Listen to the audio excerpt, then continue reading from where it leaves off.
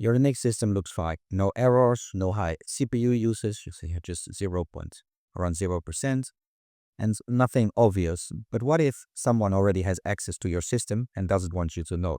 Let's check. So we're going to look for a hidden persistence. We're looking for users that, or if a hacker is already in our system. So let's start first. See if there's any unexpected users that have been added. Hackers often have their own user, their own custom users to keep having access into the system. So all users on Linux systems are stored in the file etc password. So if I output that, we get this enormous list of users. So we can actually filter this because it's quite huge. We can say cut -d -f1, and then we only get the usernames. So these are the actual, with this command, we can list the actual usernames. So this simply filters the usernames from the rest of the lines. And we see that we have the user root, we have some system users, but we can also find users that have been added by someone else. So for example, some users that we might not want here is the user hacker or Tor. So those are suspicious users. Now you also see some system users here, backup, www data. Some of these users are standards in Linux systems, so they are not necessarily suspicious, whereas others are, and you can actually differentiate by them. If you list the password file, you'll see that the third column, you have first the username, then X, and then the third column, this is the user ID. So any ID starting above 1,000 or higher, those are added by the user or by a user, and anything lower are system users, and they can't actually log in.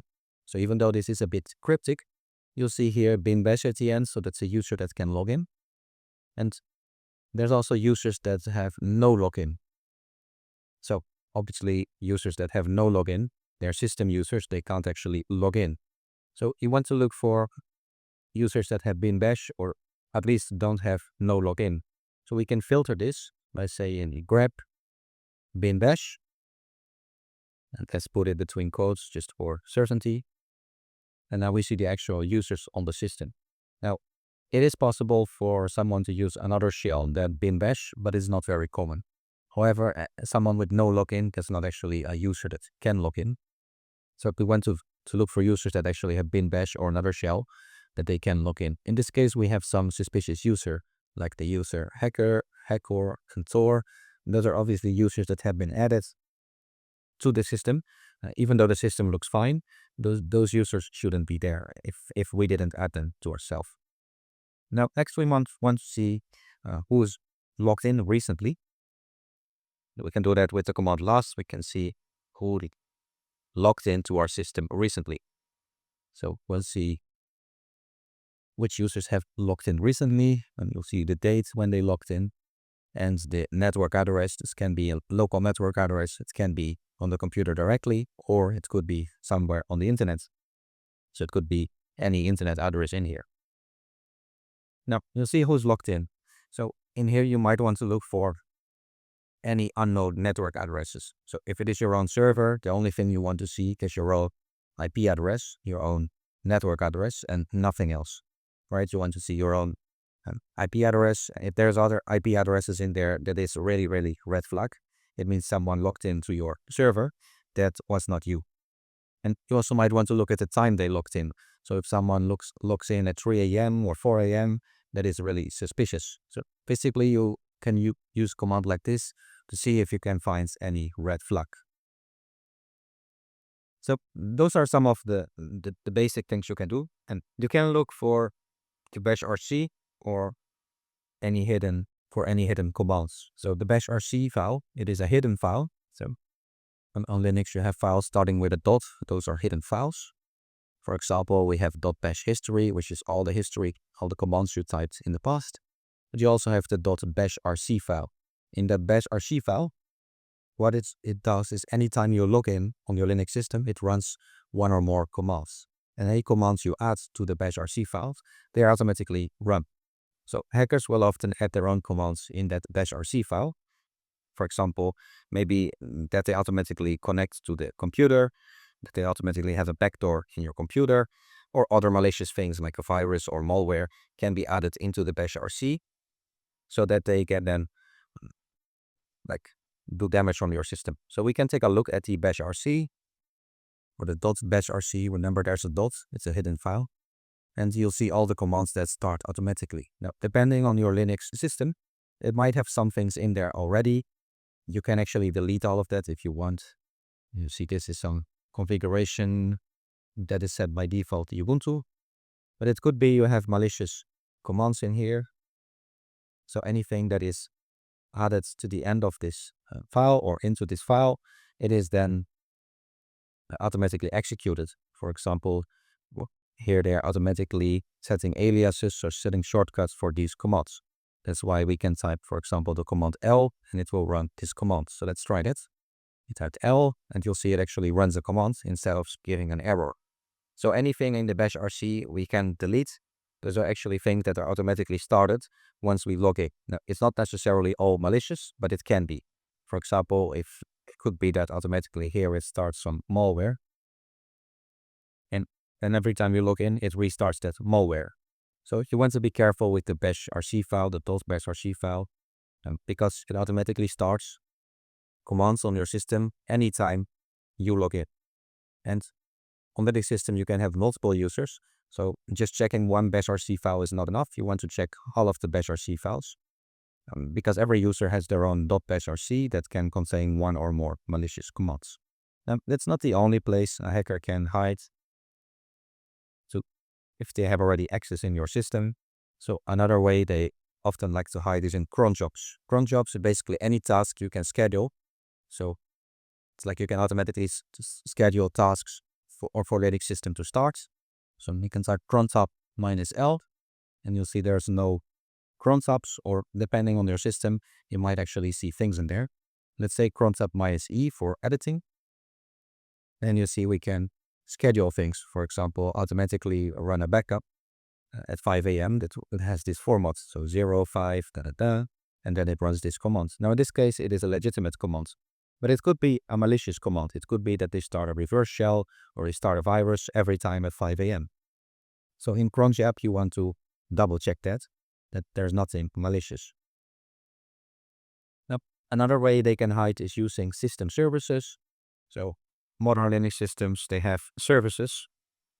For example, they might have a service for audio and a service for network and so on. So we can list the services we have. That's it, systemctl, list units, type is service. And it will give you a list of all the services, all the processes running in the background. And you might see different services here that you do not recognize. So it might be that there are some services in here that are malicious. Sometimes they might hide themselves in something that looks legitimate but is malicious. For example, you can imagine systemd dash and then some custom name like remounts or syst users or something else that it looks legitimate but it's not. So it could be that there are services in there that are malicious. So those are some common ways that hackers hide when they have access to your system already. And at that stage, you're trying to find out if something's weird. So you're not looking like an attack, but you're looking if there's something really off with these different commands. So we did some easy checks like unknown users. We did a login history. Then we look at the bash RC, so anything that starts automatically at the cron jobs and also at system services. So if you find something weird in there, don't panic, but investigate more, because it could be a hacker has already access to your system, and that's your first signal that something is off. Let's say you're a sysadmin. A customer might report slow performance, everything looks normal. So what's the next move? First, we might want to look at suspicious connections or any network connections. Attackers often use reverse shells or other mechanisms to stay connected to your computer. So you can use the command netstadt, followed by -A for all connections, N for numerical addresses, T for TCP connections, and P for the processes that are connecting. Now, in there, we are looking for red flags. So the red flags might be unknown internet addresses, might be unusual ports, also used to connect to the computer.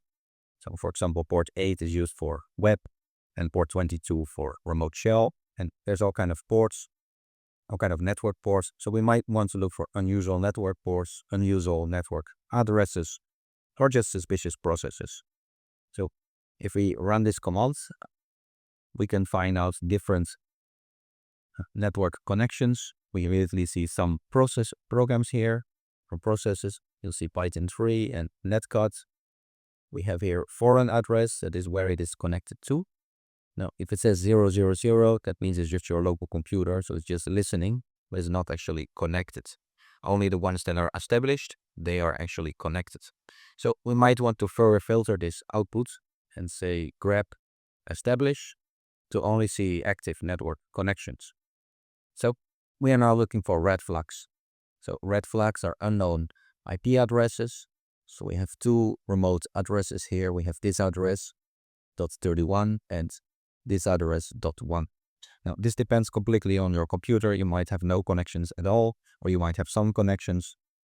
But when you run this command on top, you can find which network connections your computer has right now. And you might find suspicious processes, for example, /tmp/shell or something else, maybe Python or Bash or other suspicious processes that have network connections. So if you see any IP addresses that by in itself can be considered suspicious, so you want to look for those red flags. Now, if you see some process, like in this case, we'd have Python 3, we can find out more information about it. So we can say LSOF -I followed by the port number, in this case, port 444. And we can then see some more information. So we see that Python is being used by the user, and we see the connection. So using port 444, it is connecting to that address. Now you can do this to investigate any process. So we had some more processes before. For example, we have this process and this process. And we can say LSOF -I followed by the port number. So we have one process here, 1337. And we can then see the command netcat is used. So just by the port number alone, we can see which app or which process is using that port. Now, that can be very useful if you do, for example, a local scan on your computer. If you do something like nmap, you can scan your own computer for open ports. In this case, we see that port 444 is open, and then you could do LSOF -I 444, and you'll see which process or which program is using that port. In this case, it is Python 3. So attackers don't always use these random ports like 444, 137. Sometimes they use regular ports. So sometimes they use ports like port 443, 22, 53, and so on. And they do that to avoid detection. However, you can still use the same technique to find out what is running on the actual port. So for example, we see here port 22. We can double check that it's actually SSH and not something else. So in this case, no output, so that seems fine. If we pick a random port, you can see that nothing is running on those ports. So before you panic when you find something suspicious, like in the case of 444, we found that Python is running. You might want to investigate further. So we can do tsaux and then grep the process ID. And in this case, we find backdoor.py because we can further investigate. So we use the tsaux to grab the process ID that was using the port. And then we find out what is the actual command used or the actual program running. So if there is a weird process names, it might not be so obvious as backdoor.py, but it might be something like system update or kworker or something else. It can indicate something very suspicious. So with these commands, you can investigate systems. So you can check the actual network connections on your system right now. with this command, if you have access directly to the system, you can run this command to see the active network connections. So it's connected to these machines. Then if you don't have the direct access, or if you want to scan open ports, you can use nmap. And then if you find some open port, like the 444, you can then further investigate which process is using the port with this command lsof -i followed by the port number. In this case, it's Python. And then if you want to see the specific command that is used, we can do psaux grep and then the process ID. And then we find the actual commands that was used to start the, or to open the, that is using the port. Sometimes attackers connect to your computer using a reverse shell. A reverse shell allows them to remotely control your computer using commands. So they can send all kinds of commands and do things with your computer without you noticing. So it doesn't matter if it's a Linux system, a Windows system, or any other computer system. If there is a reverse shell, they can remotely control the computer. And as I said, remotely, so they have a network connection open. So what you might want to do is to check the network connections to see if there is any reverse shell on your system. Now, reverse shell, they might not show actually that anything particular. You might not see obvious changes, but let's check for active network connections. So we can do that with the command ss -antp or the command netstat -antp. That will show you network connections. And you'll see here they are categorized either in listening or established. So we want to filter them into established connections.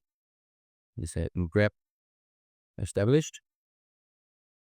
And now we only have the actual connections to our computer.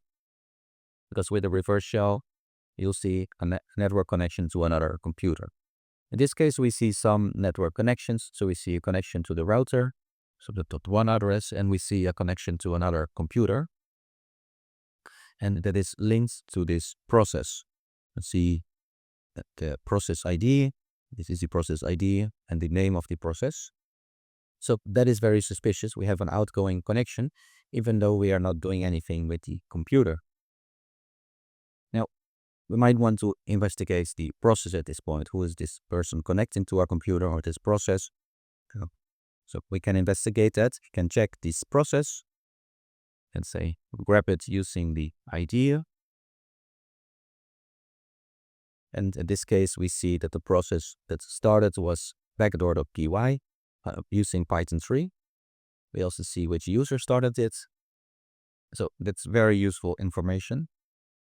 You might want to check how the process is started. You can say using the process ID. We should be using these commands. We can then check how was the process started. It was simply started Python 3 backdoor.py. Now we already know the user that started it. So we have the basic information of this process. We know that there's a process running. It is connecting to a remote computer. You can see that in here. It's .31, so it's a remote computer. And we know the process that is being using. So we detected a suspicious connection. How can we stop or mitigate this connection? So we found the process by checking the network connections, the active network connections. We found this internet address and this process ID. Now, we might want to stop this process first of all. So we can do that with the kill commands. We type kill -9 and then the process ID, which is this ID. It depends on the system. Anytime a process runs, anytime an app runs, it creates a different unique process ID. So let's paste it in and then check the table again. And the process is no longer running. So the next thing you might want to do is to block the network address in your firewall. So we can do that. We can first configure a default firewall, for example, UFW. If it's not installed, we can say apt install UFW.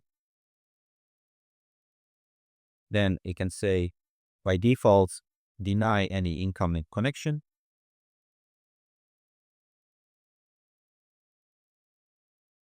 We can allow outgoing connections depending. We might want to allow some network traffic like remote shell, SSH, or maybe web browsing traffic. It depends on your setup.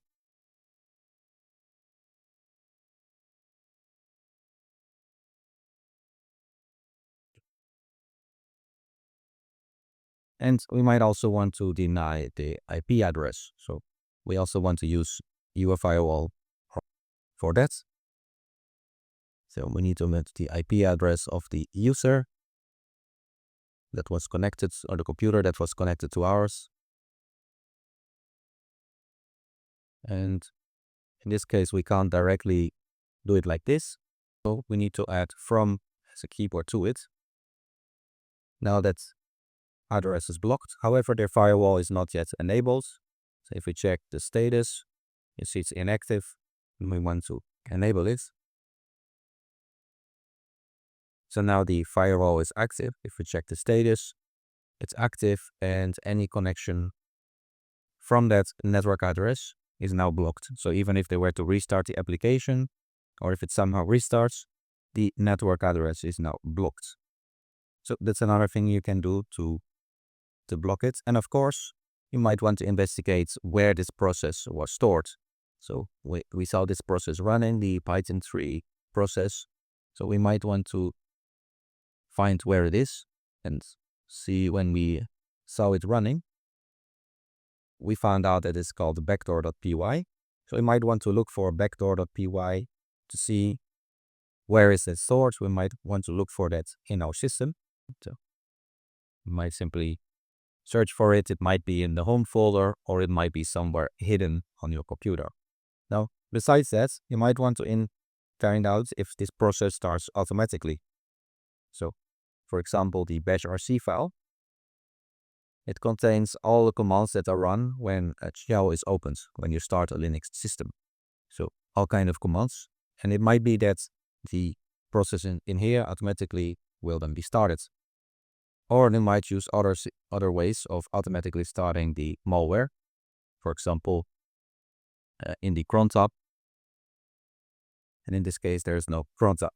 So there are different ways where the malware can hide to auto start. So you might want to remove that as well if you find it. You're managing a Linux server and you find a strange file in the TMP folder. So no one knows who put it there, and is it harmless or is it an attacker's backdoor? Let's find out. So let's say the sysadmin reports this strange file on the server, and it gives it to the security team and start to investigate. So before doing any scanning with Jara or something like that, let's first check some basic information. So we have this updates.bin file in the TMP folder. So we could say, check the size of this file.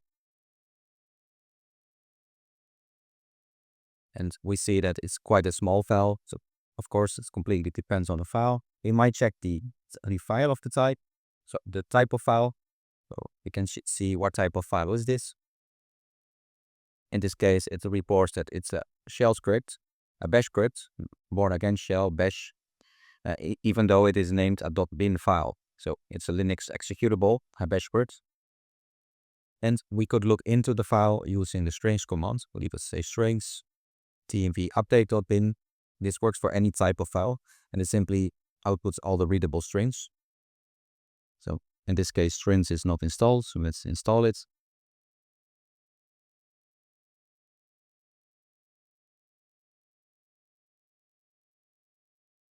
Okay, now we can type the strings command, and we see all the UN readable strings. And okay, it looks quite cryptic. So let's do something else. So let's actually scan the file with Jara. If I go to the home Ubuntu folder, you'll see I have a folder called Jara rules with a bunch of Jara rules in there. So the idea with Jara rules is to detect types of malware, to detect red flags on files. So we have different rules, and we can use these rules to detect malware patterns. So we can say Jara rules, all of those jar files, And then simply we can specify either an entire folder or a specific file. So let's say we do it for the entire folder, and we found one suspicious file. That is the tmp update.bin, and it tells us that it has red flag reverse shell and suspicious path. So Jara tells you that this file is really suspicious, 2 red flags on this file. And of course, it depends on how many Jara rules you have. In this case, we had just 4 Jara rules in the folder. Let's see, we had just 4 rules. Of course, in a real investigation, you might have many, many rules, maybe 100 rules that you automatically use to scan. So Jara tells us it is suspicious, it is bad, and quite bad because it tells us reverse shell, or at least that is the flag it tells us.